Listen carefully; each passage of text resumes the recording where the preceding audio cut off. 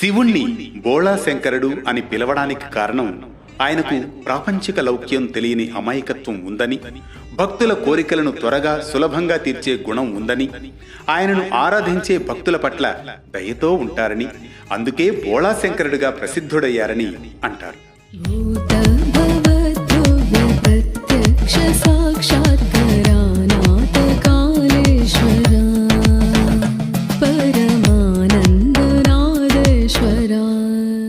శంకరుడు అనగా మంగళం, క్షేమం, శాంతిని ప్రసాదించేవాడు అని అర్థం.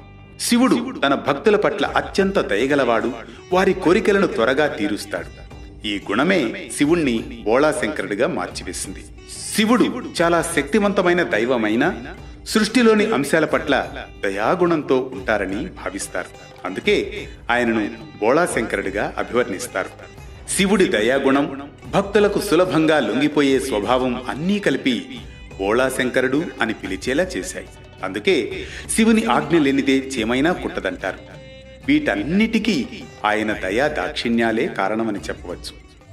ఎందుకయ్యా నీకింత దయ మా వాడలో నడిచేవో, మర్మం భేదో తెలుపగనే మమ్ము ప్రేమతో పిలిచేవో.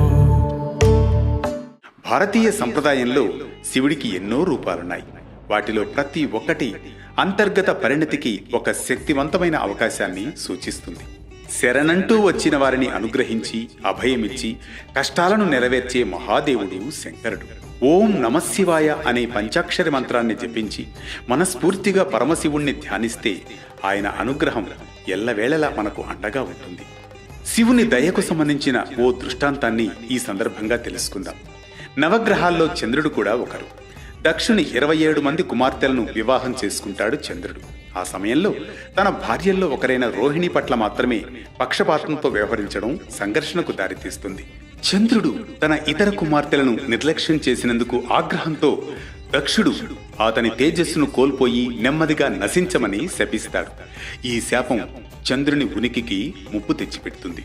నిరాశ, పశ్చాత్తాపంతో చంద్రుడు మోక్షం కోసం శివుని ఆశ్రయించి ప్రార్థిస్తూ తీవ్రమైన తపస్సు చేస్తాడు. చంద్రుని భక్తికి, సంకల్పానికి శంకరుడు ముగ్ధుడై తన తలపై నెలవంకను ఉంచి దక్షుని శాపాన్ని పాక్షికంగా తొలగించి చంద్రుని కాంతి, తేజస్సును పునరుద్ధరిస్తాడు.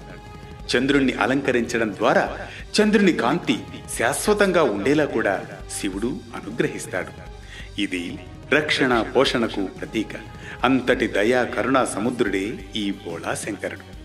మరో భక్తి రాగం, ధర్మ దీపంతో మళ్ళీ కలుద్దాం రేపటి పరమార్థంలో.